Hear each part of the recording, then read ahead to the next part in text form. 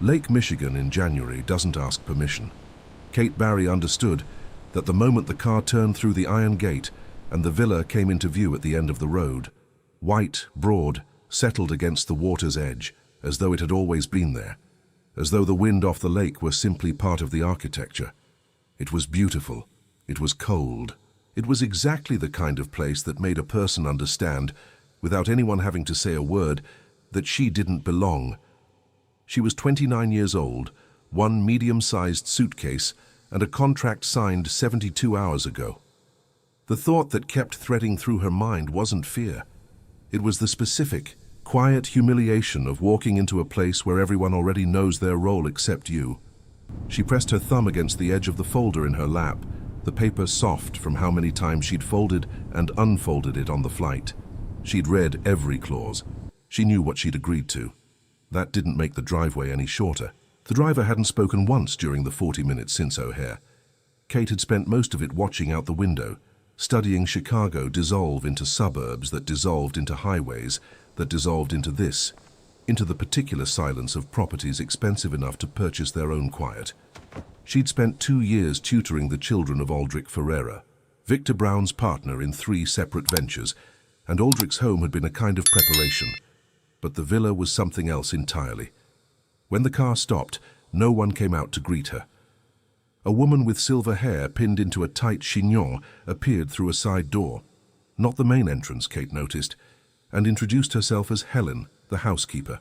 She carried herself like someone accustomed to not explaining things she considered self-evident. "Mr. Brown is in a meeting. I'll show you to your room." Kate picked up her own bag. The villa's interior was warm and smelled of wood, and something she could only describe as expensive. Not perfume, not cleanliness, but the deliberate absence of any scent that hadn't been chosen. Helen led her down a long corridor, up a staircase, and through another hallway to a door at the far end. The room was large, with a window facing the lake. 5 pillows were arranged on the bed with the kind of precision that made the room feel less like a bedroom and more like a stage set, lived in by design, intimate by instruction. "The wedding is tomorrow at 4, Helen said. "The dress is in the wardrobe." Kate stood in the doorway. "Tomorrow." Mr. Brown preferred to keep the date. No apology in the tone, only fact. "Dinner is at 7, if you'd like to come down." Helen left with the same efficiency with which she'd appeared. Kate stepped inside, set her suitcase on the bed, and stood very still for a moment. Through the window, the lake was dark and flat, the kind of darkness that only exists when the water freezes at the margins and goes glassy and silent in the deep. She could feel the cold radiating faintly through the glass. She pressed 2 fingers to the pane anyway, just to confirm it was real.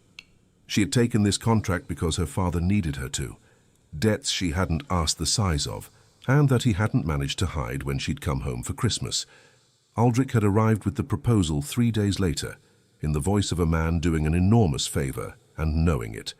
Contractual marriage, 2 years, public appearances, complete discretion, no obligations beyond the surface, financial compensation that cleared everything, and then some. She had signed without ever meeting the man. At 7, she went downstairs and found the table set for 1. Helen didn't appear to explain. Kate ate alone, her fork making a sound too small and precise against the expensive porcelain, the kind of sound that fills a room the wrong way. The lake outside had gone completely invisible, just the villa's lights reflected back at her from the black window glass. After dinner, she wandered, the way anyone does in a new place when they're still trying to understand where they are. It was in the second hallway on the ground floor that she found the door, darker wood than the others, no ornate handle, just a lock that looked more serious than the rest. No nameplate, no marking of any kind. She stood in front of it for a moment longer than she meant to, aware of a low, unreasonable pull in her chest, the same feeling she got standing at the edge of something she couldn't see the bottom of. Then she walked on, because she wasn't the kind of person who opened closed doors on the first night, but she thought about it until she fell asleep. The dress was cream-colored and simple, the kind of elegance that doesn't announce itself. Kate studied her reflection for exactly 30 seconds and then stopped, because any longer, and she'd start thinking too hard. Helen had sent a message.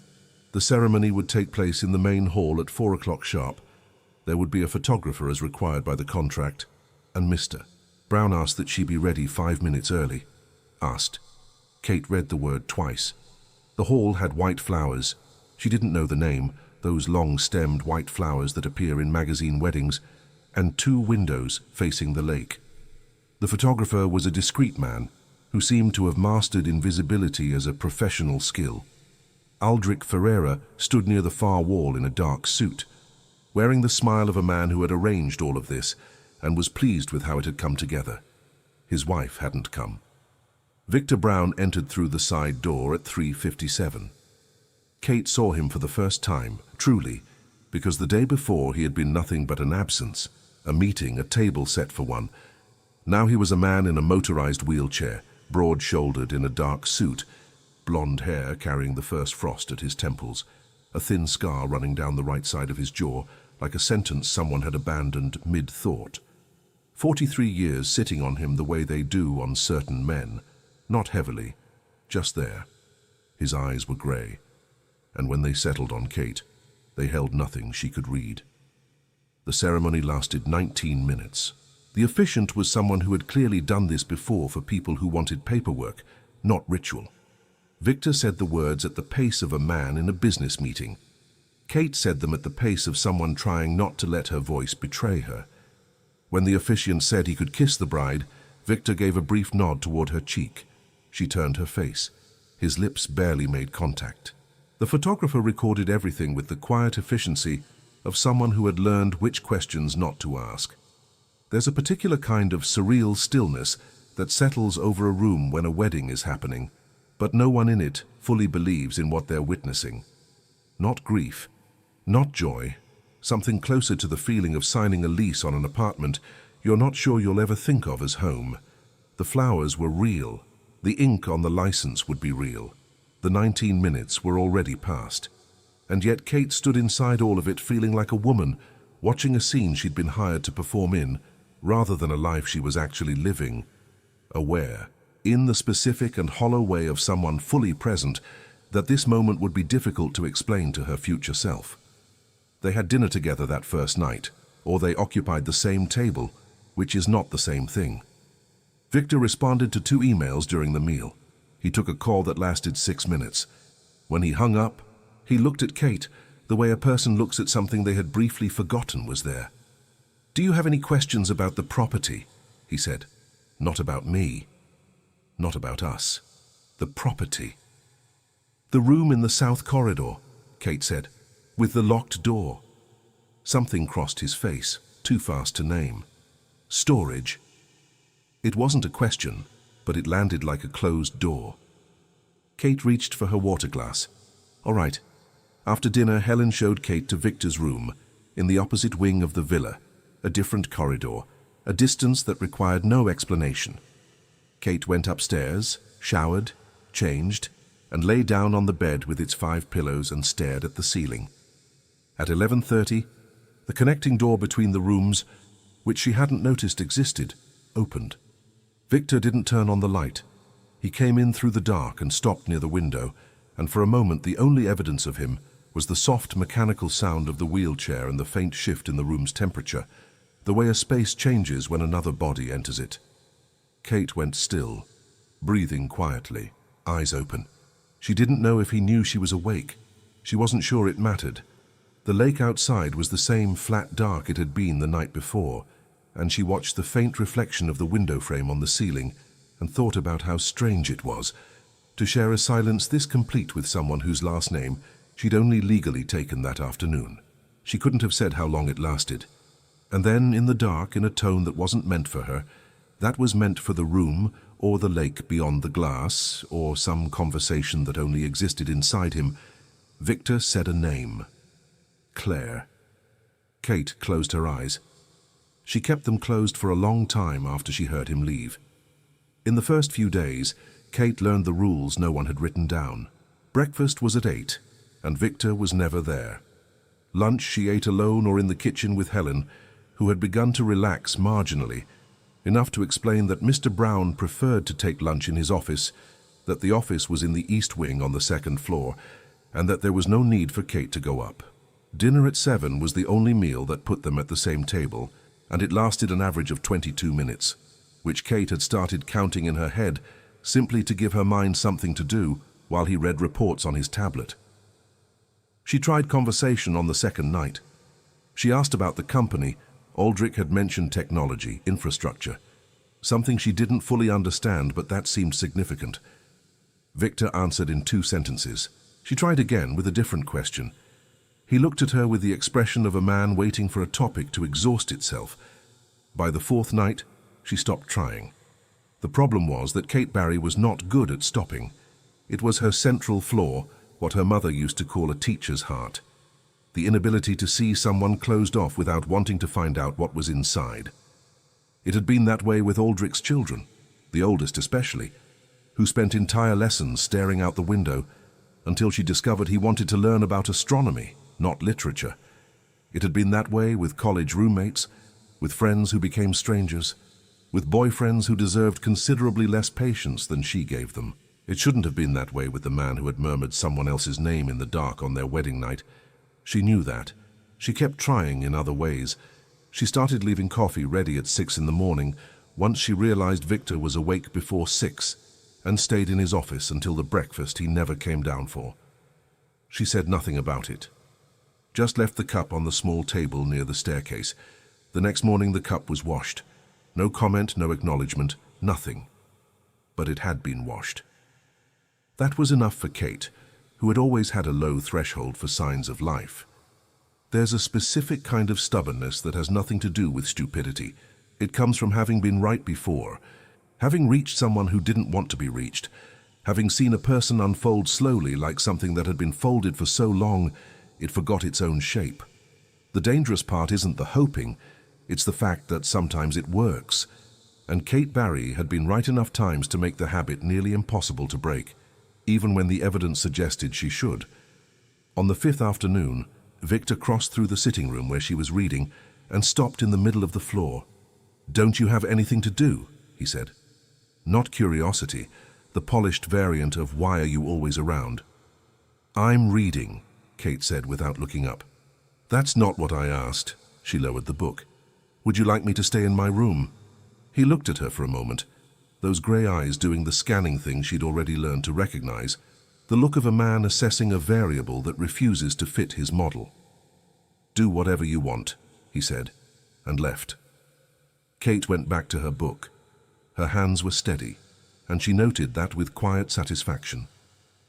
3 years earlier, in a hospital on the north side of Chicago, Victor Brown had learned what it meant to lose the ground beneath him.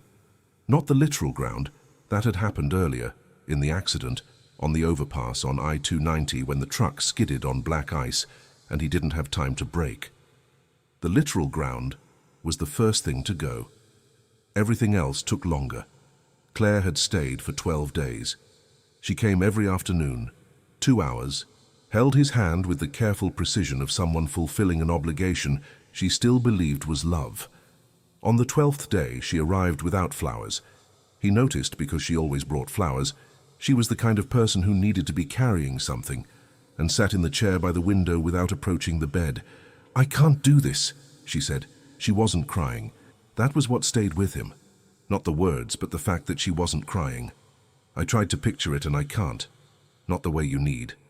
Not forever." Victor said nothing. "I know this is terrible," she continued. "I know the timing couldn't be worse, but lying would be worse." He agreed with that eventually, much later. In the moment, what he felt was something without an adequate name. Not rage, not despair, but a specific kind of stillness that descends when you realize the map you've been using to navigate no longer matches the terrain. The chair where she'd sat for 12 days looked exactly the same after she left. That was the part that didn't make sense, that a room could hold that much absence and still look the same. Claire left. The flowers stopped. What remained was the anger, which was easier to carry. The problem with learning someone in reverse is that you start to care before you have permission. Kate spent the first weeks telling herself that what she felt was professional curiosity. She was a teacher. It was what she did. She read people as a skill rather than a vulnerability. That held until it didn't, which was around the 14th day, when she found the third washed cup and stood in the kitchen, holding it for too long for it to be curiosity anymore. She didn't say anything to herself about that. She put it away. It was on the 9th night that he went too far. Kate had come downstairs after 10 for a glass of water. She couldn't sleep. The lake made a low sound against the dock that she hadn't yet learned to tune out, and Victor was in the sitting room in the dark, facing the window. She should have turned back. She stayed. "So you're not sleeping?" she said. "Sometimes." He didn't turn. "You?" "The lake is loud. You'll get used to it." A moment of silence settled between them. Kate stood near the staircase, the water glass in both hands. It was the longest conversation they'd had that wasn't about the logistics of the house. "Why did you agree to it?" Victor said. He had turned now. The only light came from the lake reflecting off the snow outside. Not enough to read his expression, but enough to see the shape of him in the chair. The contract. Kate weighed the honest answer against the easy one and chose the honest one. My father needed help. So it was money. It was love for my father. Same thing. The tone was neutral, not cruel, simply conclusive. The tone of a man closing an equation. But underneath it she recognized something, the way you recognize a habit in a stranger, because you've seen it up close in someone else, the reflex of reducing everything to transaction, because transaction doesn't leave anything exposed. "It's not the same thing," she said, "and I think you know that." He was quiet. "But that's all right," she continued. "So you can believe it was only money if that's easier." "Easier than what?" "Than accepting that someone can do something for a reason you can't calculate." The silence stretched long enough that Kate had already turned toward the stairs when he spoke. "Claire was better at arguing than you are." She stopped. "More precise," he said. She always knew exactly where a sentence would land hardest. Kate stood with her back to him for a moment, her fingers tightening around the glass just enough to feel the pressure. Then she turned. "I'm not trying to hurt you." "I know." And there was something in his voice, not quite regret, but the recognition of a man who had aimed in one direction and struck something he hadn't intended. "It was an observation. It was a comparison," Kate said, "and I'm not her." She went upstairs without waiting for an answer. In the morning, there was a book in front of her door, Middlemarch, George Eliot, an old edition with a blue cloth cover, the spine creased in a way that meant someone had actually read it, not just owned it. She had mentioned, on the second night of a dinner that lasted 22 minutes, that she had tried to finish it 3 times and never managed. She stood in the doorway for a long moment, the book in her hands, the hallway quiet around her. It wasn't an apology. She understood that. It wasn't warmth or softness or any of the things she might have wanted it to be. It was a man who had listened when he appeared not to be listening and had done something about it in the only language he currently had. She understood the difference. She went inside and sat by the window and opened to the first page. Kate learned Victor Brown in reverse, not from what he said, but from the negative space, from the shape of the things that weren't there. He never asked for help with anything related to the wheelchair, not once. The villa had been adapted, discreet ramps, renovated bathrooms, furniture at the right height, and Victor moved through the space with the fluency of a man who had spent years renegotiating every room on his own terms. If something was out of reach, he handled it. If it took longer, it took longer. There was no opening for assistance, and he hadn't left one by accident. Kate had tried once in the early weeks to hold a door. The look he gave her was sufficient. She never tried with doors again. But there were other things. He didn't eat when he was under pressure. She figured this out by watching the patterns at dinner. On nights when a negotiation had stalled, he'd appear at the table, sit for 10 minutes, eat half of whatever was in front of him and leave. Helen never remarked on it. Kate started leaving food on the small table outside the office on those nights, nothing elaborate, just something small, a bowl of soup or bread and cheese, without comment, without making it a visible gesture. He never mentioned it, but the bowl was always empty by morning. He didn't like noise when he was working, but he needed some kind of sound to sleep. She discovered this when she noticed the office window stayed open until late, even in the dead of January, letting in the sound of the lake. The first time the window was closed because of a storm, she heard him moving through the house until 2 in the morning. He didn't like it when people pretended the wheelchair wasn't there, but he didn't like it when people made the wheelchair the entire subject either. It was a balance most people couldn't find, and Kate had watched enough visitors, a lawyer who came on the 3rd week Aldrich once, fumble it in their own ways, pivoting too far in one direction or the other, leaving a faint awkwardness behind them like a draft.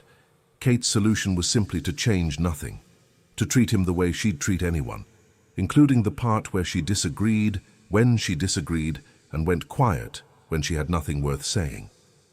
The strange thing about caring for someone, really caring, not the performative kind, is that it rarely looks like caring at all. It doesn't look like tenderness or sacrifice or any of the things you'd recognize from the outside. It looks like knowing which side of the table he prefers and sitting on the other one. It looks like learning the difference between a silence that wants company and one that doesn't, and getting it right often enough that it stops feeling like a choice. It looks, most of the time, like simply being in the right place without making anything of it, which is the hardest thing, because humans are wired to announce what they give, and learning to give without announcement is its own kind of discipline. The subtle turning point came on the 22nd day. Kate was in the sitting room with Middlemarch open in her lap when Victor passed through. He stopped, which was already unusual. He looked at the book. "Are you actually going to finish it this time?" "I'm on chapter 12, she said. "The good part starts at 18. "You've read it?" "Twice." Something in his voice, not quite lightness but less armored than his baseline. "The first time I didn't understand why people thought it mattered. The second time I did. What changed?" He looked at her for a moment, then, "I did." It wasn't an opening, but it was a sentence that held more than the ones before it, and Kate, who understood the difference between the two things, put it somewhere careful before she turned the page. That night at dinner, he stayed for 40 minutes. He didn't touch the tablet once. The conversation happened on a Thursday in February at 11 at night, because the heater in Victor's office stopped working, and he came downstairs, and Kate was in the kitchen making tea because she couldn't sleep, and sometimes things simply happen when there's no elegant exit available. "You're always up this late?" he said, stopping at the kitchen doorway.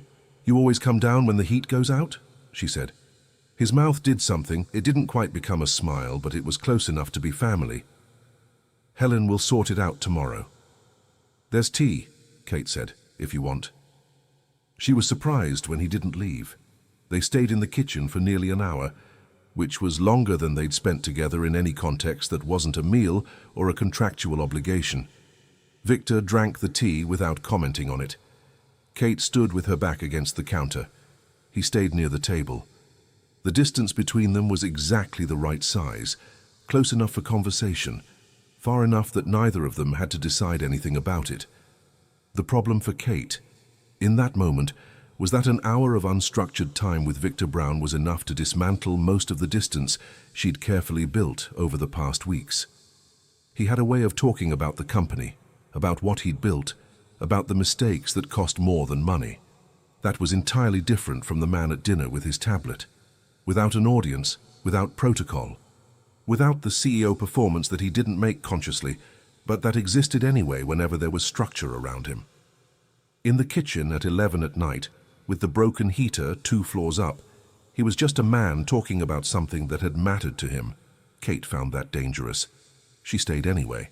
She asked about the company, not the details she didn't understand, but the beginning, how it had started, and he, for the first time, actually answered. He'd been 26 when he founded it, with money from a cousin and an idea most people said wouldn't work. 3 years operating at a loss. In the 4th year, it turned. "Do you enjoy what you do?"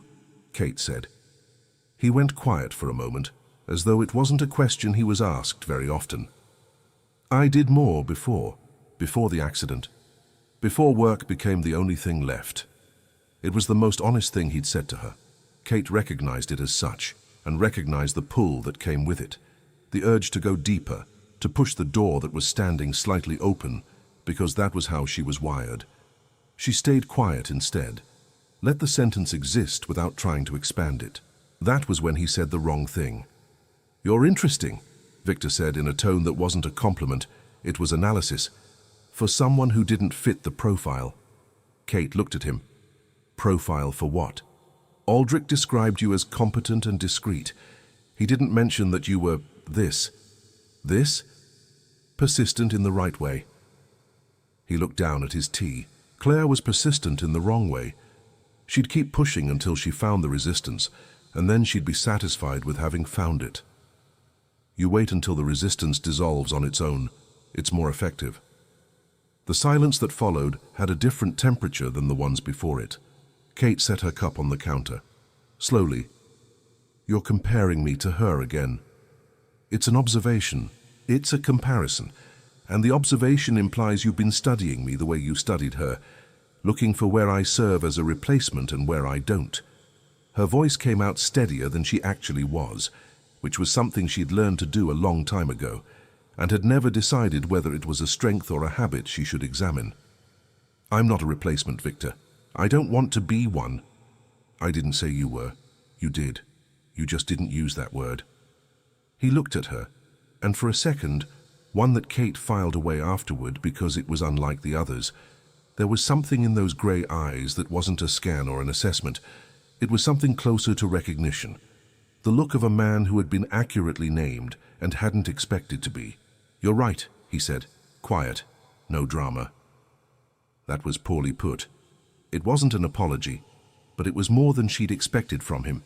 There's something that happens when a person who has never learned to say sorry manages, against all their own instincts, to say you're right, when they hand you the two words that cost them the most without dressing them up or softening the edges. It doesn't feel like victory. It feels like watching someone do something genuinely difficult and understanding for the first time that difficulty is its own kind of honesty. Kate had known people who apologized constantly and meant nothing by it. She had never known a man who couldn't apologize and meant everything by the nearest thing he could manage. Kate picked up her cup, washed it, left it in the dish rack. "Good night, Victor." She went upstairs. He stayed in the kitchen for another 20 minutes before he left. 2.5 years earlier, in an apartment in River North that was now closed up, Victor had proposed to Clare on a night in October. She'd said yes with the kind of joy that looks like certainty, eyes wide, hands at her face, the word out before he'd finished the question. He had kept that, took it out sometimes when he needed proof that it had been real. What he never took out was the memory of the night before the accident. They had argued, not for the first time, but one of the ones that stay. Claire wanted him to sell part of the company, to slow down, to stop being the kind of man who works until midnight and answers emails at her birthday dinner. He'd said he was building something. She'd said he was losing something. Neither of them was wrong. The apartment had been quiet after, the specific quiet of two people in the same space who have run out of words, where even the sound of a faucet or a closing drawer feels like an intrusion. Victor had slept badly. He remembered that. The way the ceiling looked at 3 in the morning, Claire's back turned, the space between them in the bed somehow larger than the bed itself. The next morning, he took the I-290 early for a meeting that could have waited. The truck was in the wrong lane because of the ice. Sometimes Victor thought the argument had been the last time Claire was completely honest with him, that she'd said what needed to be said, while she still had the option to leave for a reason that wasn't pity. She left anyway. But the timing mattered. It always mattered. Not because it changed what happened, but because it meant she had chosen him, clearly and without reservation, before she knew what choosing him would cost. That version of her, the one who said yes before he finished asking, was the one he kept. The one who left was the one he understood. The unbearable part was that both of them were true. The storm arrived on a Friday afternoon with very little warning, the kind of lake effect blizzard Lake Michigan produces when it wants to remind people who's in charge, wind rattling the villa's windows in their frames, and snow that erased the dock in 20 minutes flat. Helen had left early for a medical appointment. The driver was in Chicago.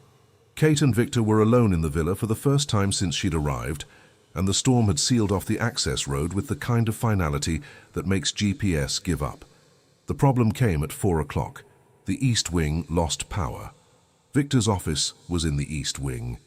Kate went down before she'd thought to ask permission, because she was the kind of person who acts before she deliberates, and knocked. He opened the door. He looked at her with the expression of a man calculating whether he needed to say everything was fine when it clearly wasn't. 3 monitors dark, half the equipment knocked to the floor after a power surge, a stack of physical documents scattered across the rug where he'd tried to reach the circuit panel. "Can I help?" Kate said. "I don't need it." "I know you don't." She came in anyway. "But Helen's gone and the road's blocked and I genuinely have nothing else to do." He looked at her for a moment. Then, "The documents need to be sorted by date." "I can do that. The system isn't obvious. I've been sorting things since I was 7. I'll figure it out." Something shifted at the corner of his mouth. Not quite a smile, but the structural suggestion of one, the kind that happens before a person remembers they weren't planning to. They go by quarter, not calendar month. If you mix the fiscal year with the... Victor. She was already crouching by the first pile. "I've got it." He watched her for exactly 3 seconds. Then he turned back to his laptop. They stayed in the office for 2 hours, and somewhere in the first 40 minutes, the atmosphere changed in a way that was difficult to locate precisely. Like a room warming up, not because someone turned on the heat, but because 2 people stopped bracing against each other, and the tension that had been holding the air taut simply released. Kate organized files while Victor worked on the laptop, still holding a charge. He explained the system without condescension. She asked about a name on one of the documents, an infrastructure firm, and he answered with more detail than was strictly necessary, the kind that surfaces when someone is genuinely engaged and has momentarily forgotten to monitor themselves. At some point she held up a folder with a post-it note that read, "Urgent. Do not file in capital letters," slightly crumpled clearly from years ago. "Should I be afraid of this one?" "That's from 2019. He didn't look up. "You can file it. It says do not file." "I was dramatic in 2019. She laughed, a real one, short and surprised, and the sound of it seemed to catch them both slightly off guard. The way laughter does when it arrives somewhere it hasn't been before. Victor looked up from the screen. For a moment he just looked at her, the emergency light catching the angle of his face, and Kate became very aware of the specific quality of his attention, the way it landed differently when he wasn't analyzing, when it was just him actually looking. She turned back to the folder. Filed. Good call. Later. She couldn't have said exactly when. She reached across him for a stack of documents on the desk and realized, half a second too late, that she was closer than she'd planned to be. Close enough to catch the faint smell of his shirt, something clean and slightly warm. She straightened, documents in hand, and neither of them said anything about it, which was its own kind of acknowledgement. By the time the emergency light flickered once in warning, they had the office in order. Kate stood, rolled her shoulders, looked at the neat rows of labeled folders. "Not bad," Victor said, "for someone who's never seen a fiscal quarter filing system." "Not bad," she agreed, "for someone who labels things dramatic and then forgets about them for 6 years." He looked at her for a beat longer than necessary. Then he looked away first, which Kate noticed, and then noticed that she'd noticed, which was the kind of awareness she didn't particularly want. At 6, Kate went to the kitchen and made dinner herself. Helen had left everything prepared. It only needed assembling, but there was something grounding about doing it with her own hands while the storm worked itself against the windows. Victor appeared in the kitchen doorway at 6:30, which had never happened before. "Can I be in here?" he said. Kate turned. He was standing at the threshold, not uncomfortable exactly, but without the authority he carried in every other room of the house. "It's your kitchen," she said. "That's not what I was asking." She understood. "You can stay." They ate in the kitchen rather than the dining room, the small wooden table, pots still on the stove, the impossible snow outside. Victor ate everything on his plate.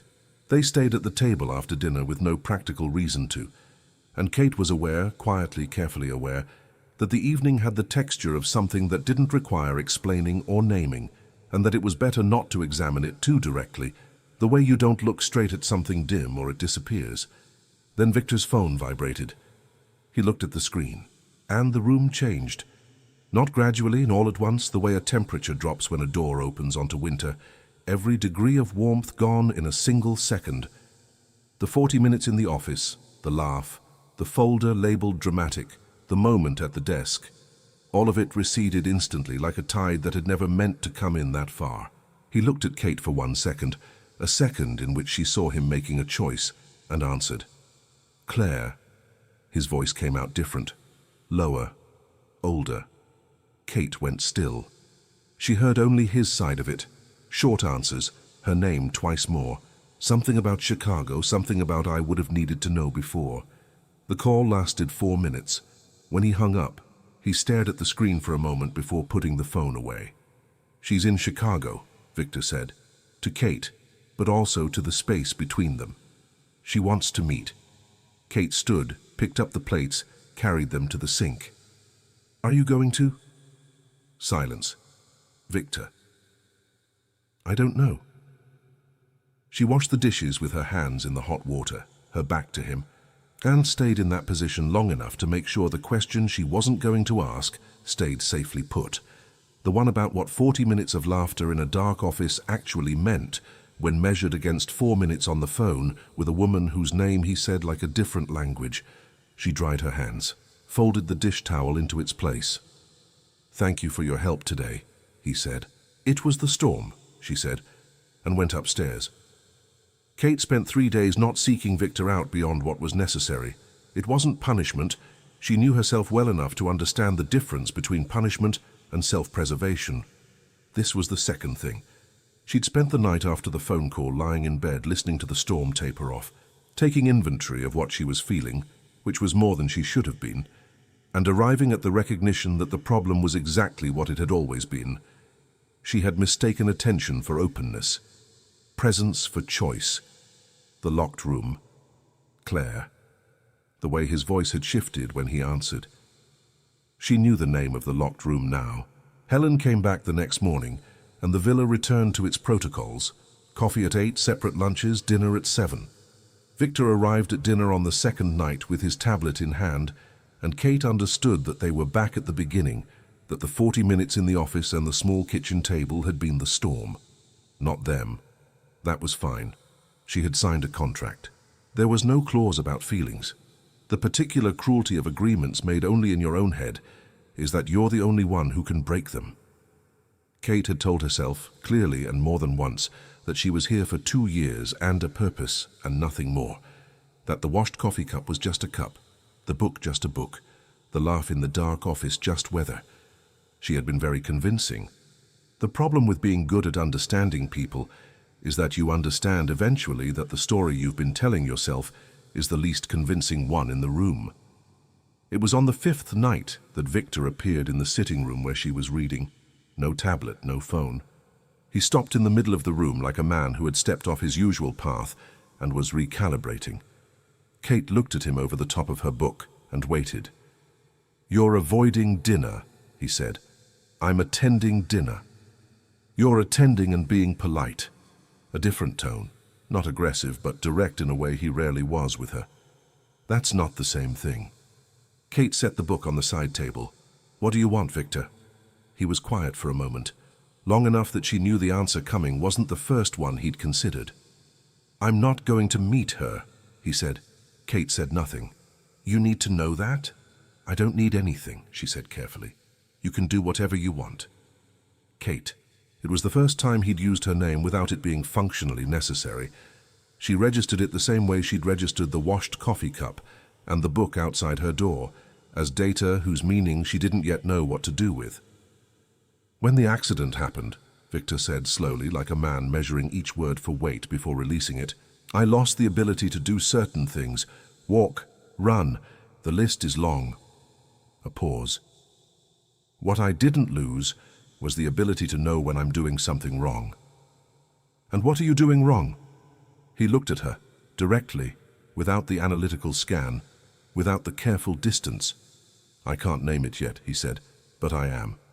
In the hospital, 10 days after the accident, Victor had lain awake until 3 in the morning working through the following question. If everything he had built depended on a body that knew how to move through the world in a way that no longer existed, what was left? The answer that arrived wasn't the one he'd expected. What remained was exactly what had always been strongest in him, the ability to understand systems. To identify where things broke and how they could be repaired, to stay functional when the environment around him collapsed. The problem was that none of those skills were any use when the system that needed understanding was himself. Clare had tried to say this in different ways during those 12 days. He hadn't heard her. He'd been too busy calculating, running the numbers on recovery timelines, on physical therapy outcomes, on what could be rebuilt and in what order, as though the situation were a company in crisis and not a life, and not him, and not the two of them. Sometimes Victor thought the worst damage from the accident hadn't been physical. It had been the confirmation of something he'd already suspected, but now had evidence for. He didn't know how to receive. He knew how to give. Resources, solutions, results. But receiving, in the sense of allowing someone to simply be present without it serving a function, without needing to return something of equivalent value, that was the territory where he lost the map every time, where the fluency he had everywhere else in his life went completely silent. Kate left coffee on the side table. She asked for nothing in return. She didn't wait for acknowledgement. She didn't build debt. He had been trying to understand what to do with that, with the specific and unfamiliar experience of being given something that required no transaction, no reciprocation, no terms. And the difficulty he was having, he was beginning to see, wasn't about Kate at all. It was about the fact that he had spent 3 years making himself into someone who didn't need anything from anyone, and she had arrived and made that architecture feel, for the first time, less like strength and more like a very elegant kind of poverty. Clare Heston was 41 years old, dark brown hair, and carried herself with the posture of a woman who had walked into a great many rooms already knowing she was the most important person in them. She arrived at the villa on a Tuesday in March, unannounced. Or rather, she announced herself to Victor, who didn't announce her to Kate, which Kate only discovered when she came downstairs and found a woman in the sitting room who wasn't Helen. The 3 seconds of silence before anyone spoke contained more information than Kate needed. It was her. Kate, who had spent 2.5 months learning to read Victor, understood that before any introduction was made, from the way he held himself in the chair, not his default posture of control, but something older and more braced, like a muscle contracting on memory before the mind has issued the order. "Kate," Victor said. "Clare Heston. An old acquaintance."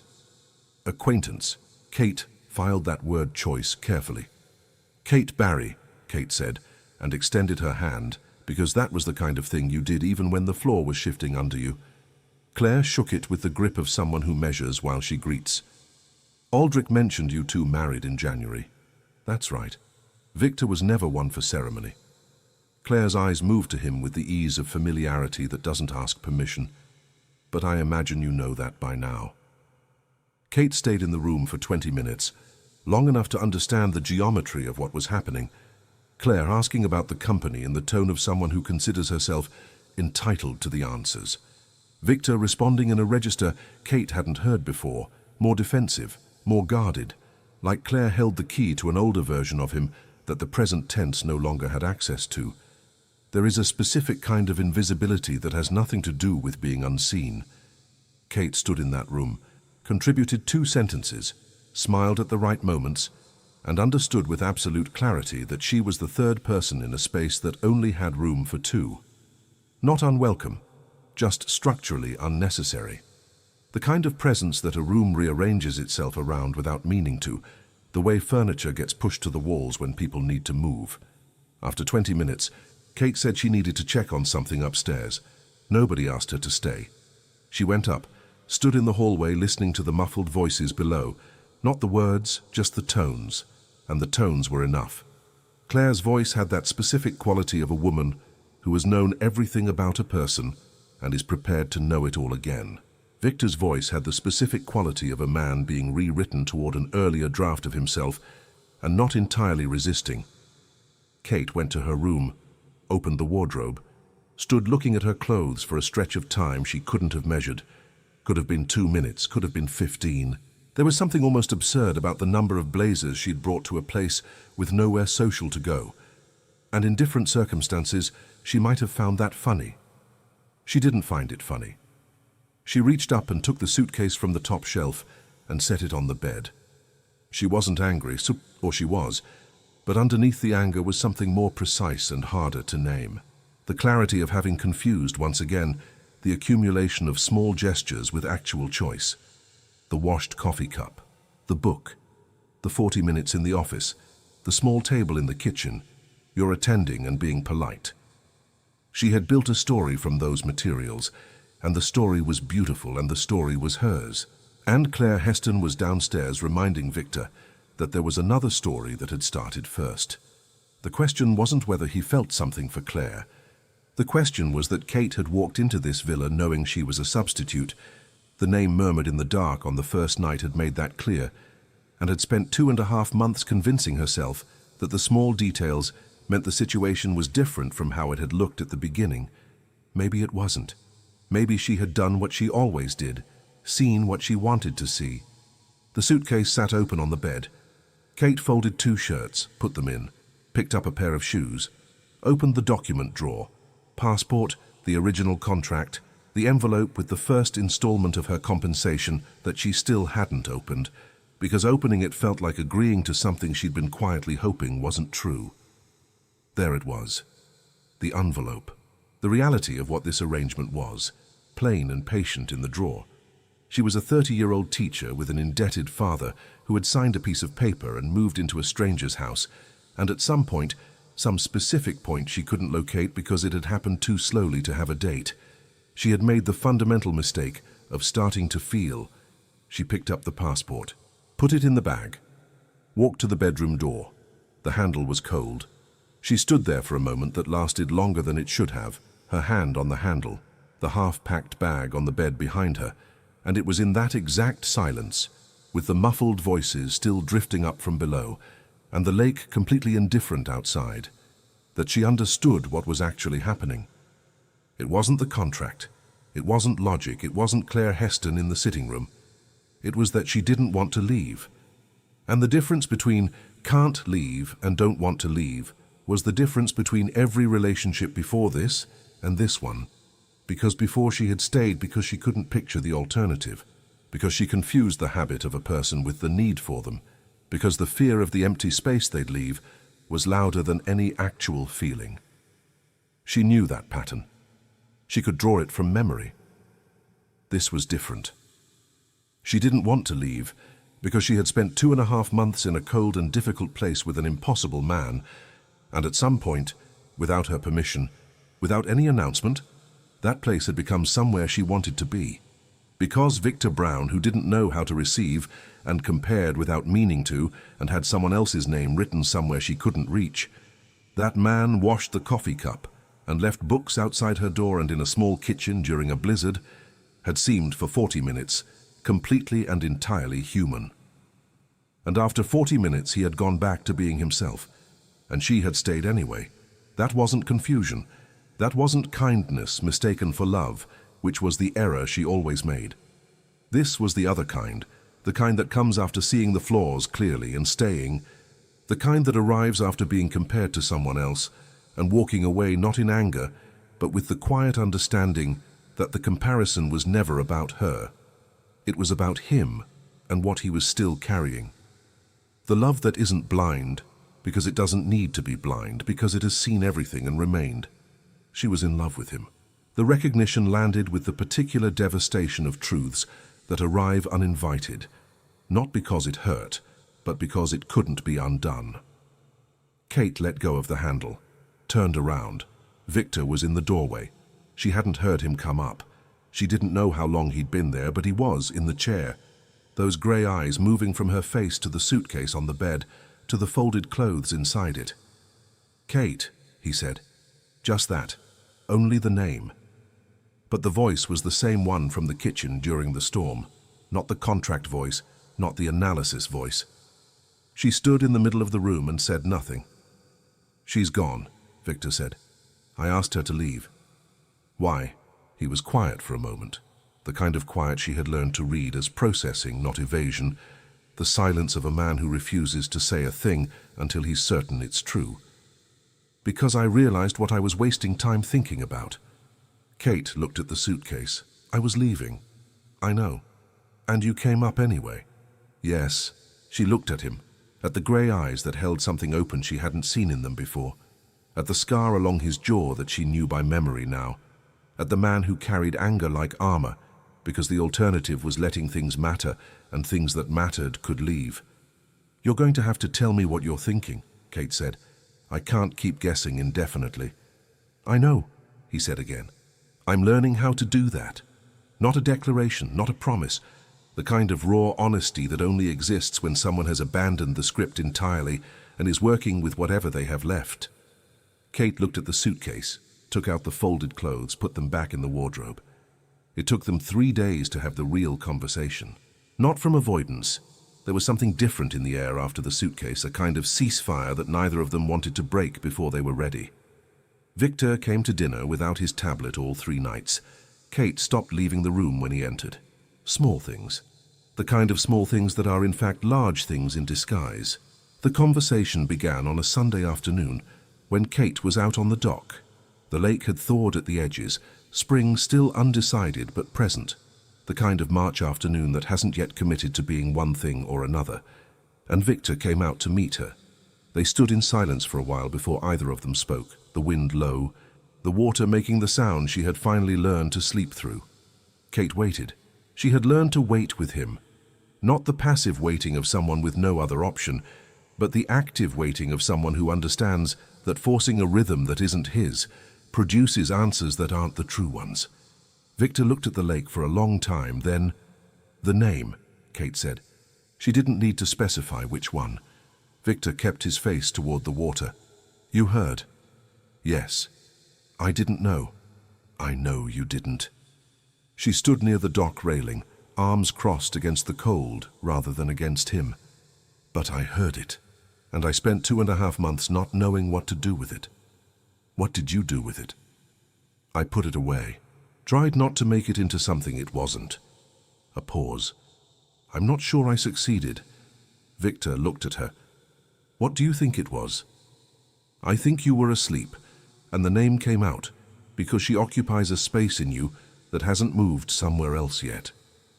Kate chose her words carefully, not to protect him, but because they were the right words. "I don't think it was cruelty, but it hurt the same way." Silence. "I know," he said. "Did you know at the time?" "No." A longer pause.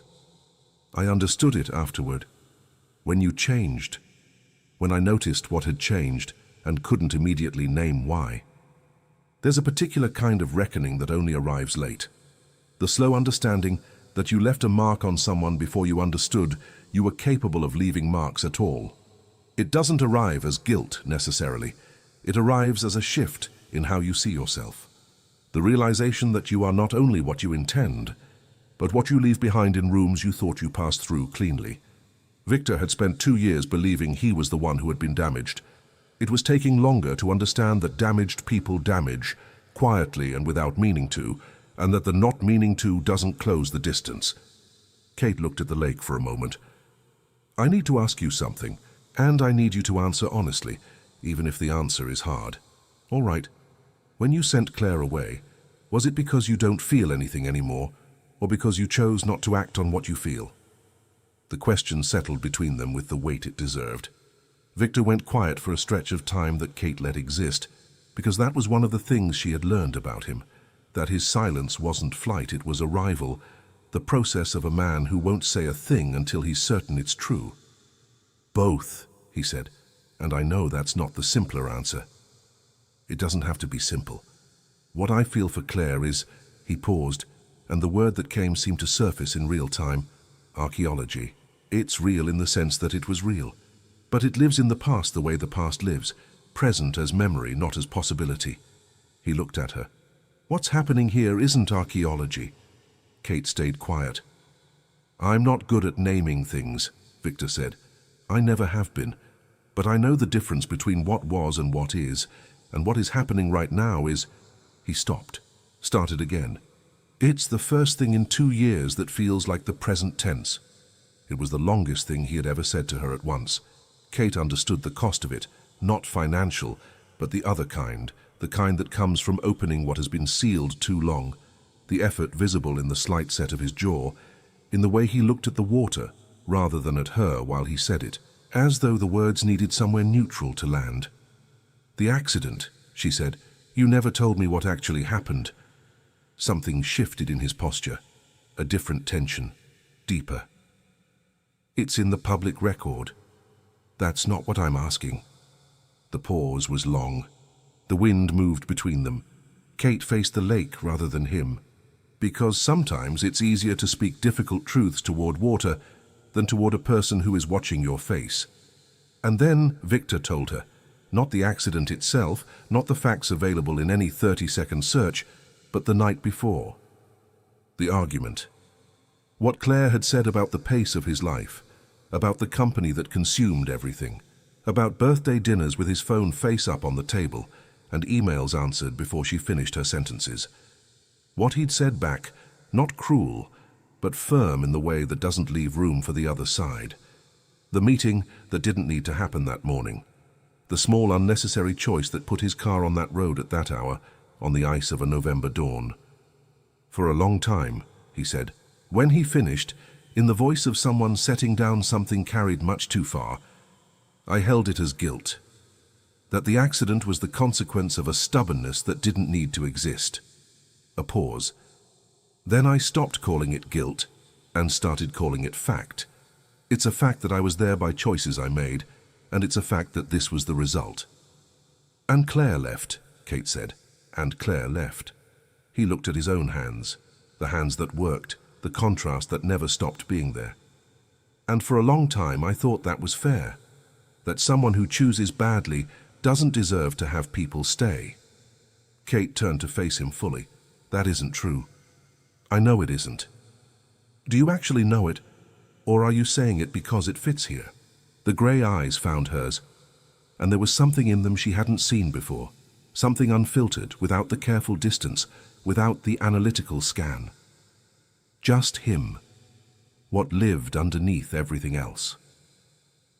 "I'm learning to know it," Victor said. "That's different from already knowing it, but it's what I have." Kate looked at him for a long moment. "That's enough," she said. March ended with a week of sun that the lake received slowly, the frozen edges opening by degrees, the dark water turning blue-grey, the kind of transformation that doesn't announce itself, but simply happens. Kate woke on a Monday morning, and the villa felt different. Not architecturally, not in the things Helen kept constant, but in the specific atmosphere that spaces take on when the people inside them have changed.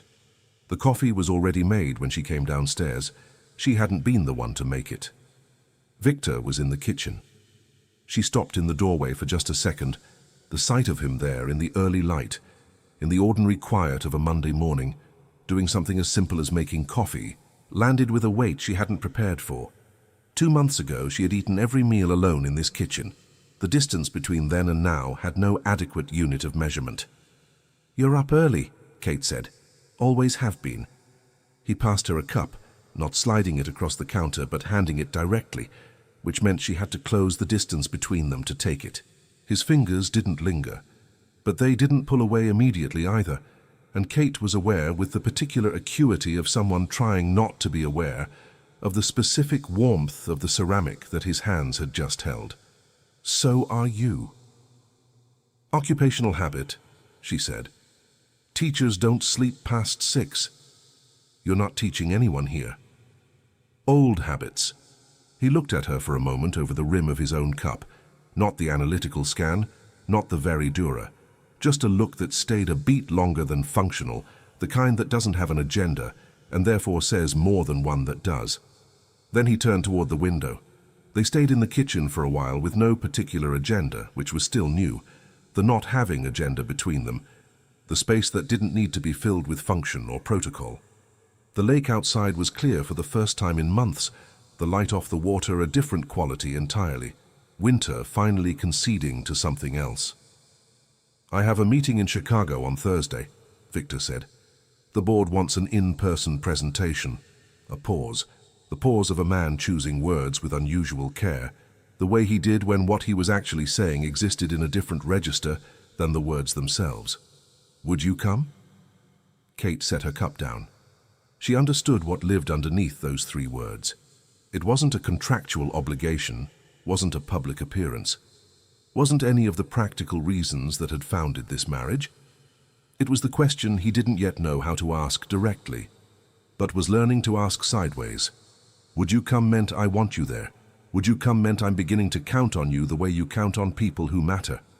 Would you come was, from Victor Brown, who had spent 2 years reducing everything to the strictly necessary, more than most people manage to say in an entire declaration. She looked at him. He was watching the lake, not her, with the careful neutrality of someone who has just made themselves vulnerable and is waiting to find out what that costs. The line of his jaw was set. The hand on the counter was still. And Kate understood, with a clarity that arrived without drama, that this man, who moved through the world like someone who had stopped expecting it to offer him anything, was asking her to be part of it. "I would," she said. Something in him settled. Not visibly. Victor Brown didn't do visible relief. But it was there, in the almost imperceptible release of the set of his shoulders, in the way he turned back to the window, like the answer had given him somewhere to put something he'd been holding. Kate looked at her coffee. She was smiling before she decided to. The board meeting was on a Thursday afternoon in a glass tower in the Loop. 16th floor conference room with a wall of river views, the kind of environment Victor inhabited with complete ease. Kate waited in the anteroom for 2 hours, a book open in her lap that she read approximately 40 pages of without retaining a sentence. He came out at 4:30. She saw him before he saw her, moving through the glass door with the particular posture of a man who had just spent 2 hours being exactly who he'd built himself to be, and who was now, in the 3 seconds before he located her in the room, simply tired. Then he found her, and the tiredness didn't disappear, but something else appeared alongside it, something that rearranged the whole expression, quiet and certain, like a room gaining its light source. Kate stood. "How did it go?" she said. "Well..." He stopped in front of her, closer than he usually stopped, close enough that she was aware of it as a choice rather than accident. "You were here the whole time. I said I would be. I know." His voice was lower than usual, stripped of the boardroom register it had carried for 2 hours. "I kept thinking about that, in the middle of the presentation, that you were out here." He paused. "That's new for me." The corridor was quiet around them, the late afternoon sun slanting through the floor-to-ceiling glass and laying long rectangles of gold across the floor.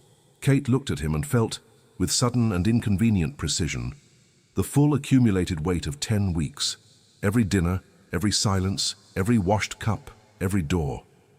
"Victor, I need to say something." He said it the way he said most things that cost him, directly, without preamble, as though the only way through was straight. "And I need to say it before I find a reason not to."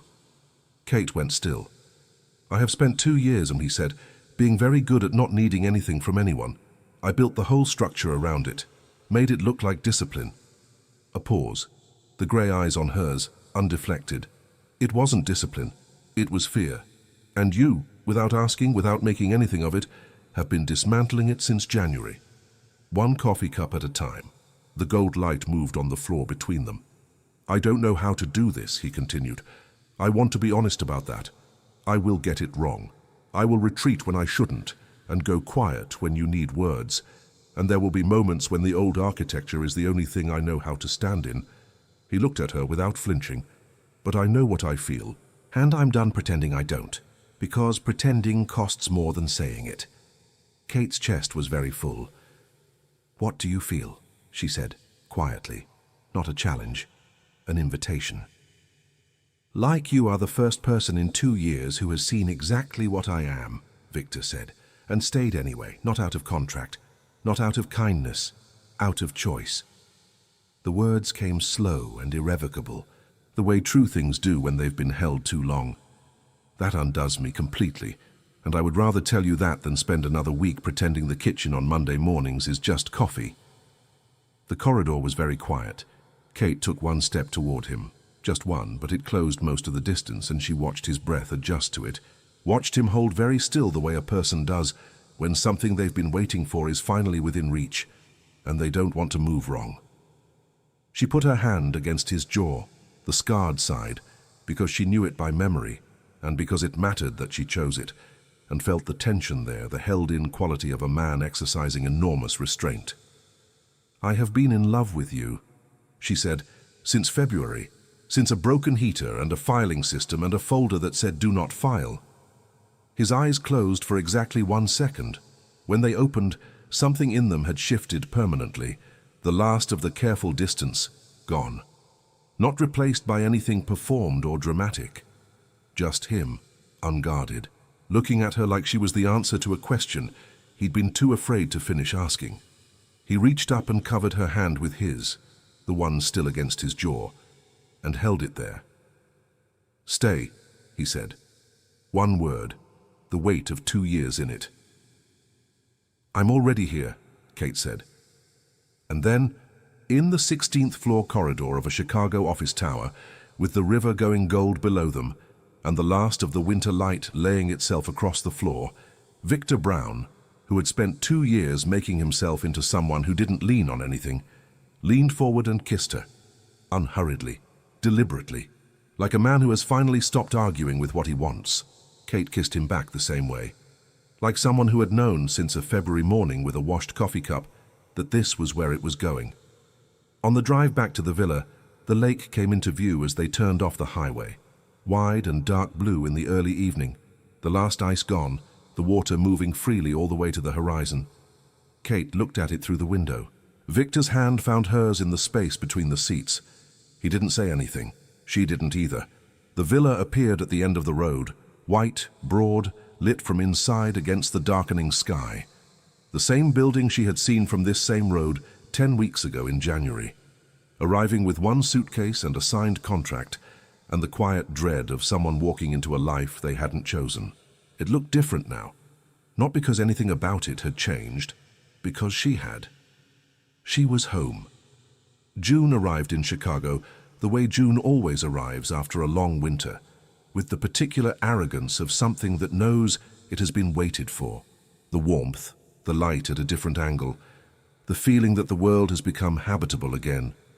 The lake turned genuinely blue, not the blue-grey of March, not the flat dark of January, not the February grey that seemed to last forever, but the specific blue that only exists when the water warms and the sun hits at a direct angle, and the people who live at the water's edge remember why they stayed. Kate was on the dock at 7 in the morning with her coffee when Victor arrived, and there was something deeply satisfying in the ordinary fact of it. No occasion required, no explanation needed. A Tuesday in June. Him here, her here. The lake the right color, the entirety of it. The extraordinary is easy to want, but there is a quieter, more demanding kind of wanting that takes longer to learn, wanting the ordinary. The coffee at 7, the person arriving. The Tuesday that is only a Tuesday. Unremarkable, consistent, entirely enough. Kate had spent most of her life reaching past that without recognizing it for what it was. Not the consolation prize, the whole point. The contract had formally ended in March. There had been no conversation about what came after. Victor hadn't rescinded. Kate hadn't left. Helen had begun calling her Mrs. Kate, with a naturalness suggesting she'd made her own decision on the matter well before either of them had. Kate's father had visited in April, and Victor had spent an hour with him discussing football, a sport Kate was nearly certain Victor had researched beforehand, because that was precisely the kind of thing he did when he wanted to get something right, without admitting he was trying. She found the open browser tabs on the kitchen computer 3 days later. She said nothing, filed it away, but differently than before. Before, she had stored things to protect herself. Now she stored them because they were precious. The locked room in the south corridor was open now. Inside, a photography studio. Old cameras, equipment Victor had used before the accident, and hadn't been able to enter for a long time. Kate had stumbled on it one Sunday when Helen left the wrong key in the lock. Victor hadn't been angry. He'd gone quiet for a moment, then said, "Maybe it's time." They went in together. Kate stayed quiet while he opened the boxes. Landscapes, architecture, the lake across its seasons, and a series of portraits of Chicago at 2 and 3 in the morning that were, she thought but didn't say, extraordinary. "You're good at this," she said finally. "I was," he said. "Are?" she corrected. He didn't answer. But 2 days later, a camera appeared on his office desk. The following week, photographs were developing in the studio sink. The lake in early June, the villa at dawn. Kate on the dock from behind, unaware. The light on her hair, the coffee cup in both hands, the stillness of someone who believes herself to be alone and at ease. That one was on the side table near the staircase. He'd placed it there without comment. She'd seen it and said nothing either, one of the languages they had learned together. Now, on the dock, Victor had the camera in his lap. "Are you going to photograph the lake?" Kate said. "I'm photographing you at the lake." He adjusted the angle. "Hold still." "You could have warned me." "You would have posed." The shutter clicked. "I prefer when you don't know." Kate looked at him, at the man who still woke before 6 and still had days when anger was easier than anything else, the man who left coffee washed and put books outside doors and had learned, slowly and imperfectly, that asking was not the same as owing. "Victor," she said, "Thank you for the book." He lowered the camera. "Which book?" "The first one, Middlemarch, outside my door." Something moved across his face. Not the contract face, not the analytical scan. The other face, the one that appeared in the kitchen at 6 in the morning or on the dock in June when the lake was the right color. "Did you finish it?" he said. 3 weeks ago." "And?" Kate looked at the water. The good part started before chapter 18. Which chapter? She turned to face him, and there was something in her expression that was the answer before the answer. Not about a book, about what happens when a person learns the difference between mistaking kindness for love and simply loving, without confusion, without requiring the other person to be finished or fixed. Victor Brown was not finished. He had bad days when the anger won. He had a photography studio he was opening slowly, camera by camera, like someone relearning a language they thought they'd forgotten. He had learned to ask, not gracefully, not without cost, but learned. He had said, "Would you come?" when he meant, "I need you there," and from him that was the same thing. And Kate, who had always believed too readily, who had always confused attention with love, had learned here in this cold and beautiful house at the edge of the lake that the flaw had never been the believing. It had been the believing before the seeing. What she felt for Victor was the exact opposite of blind. It was the love that only exists on the other side of having seen everything. The flaws, the flashbacks, the names in the dark, the days when he was genuinely impossible and staying anyway. Not out of naivety, out of knowledge, out of choice. That distinction had cost an entire winter to learn. It was worth every day. "The first one," Kate said. The lake was blue. The sun was at the right angle. And Victor Brown raised the camera one more time, not toward the lake, not toward the villa, but toward her. The shutter clicked softly. What remained was larger than the sound. The end.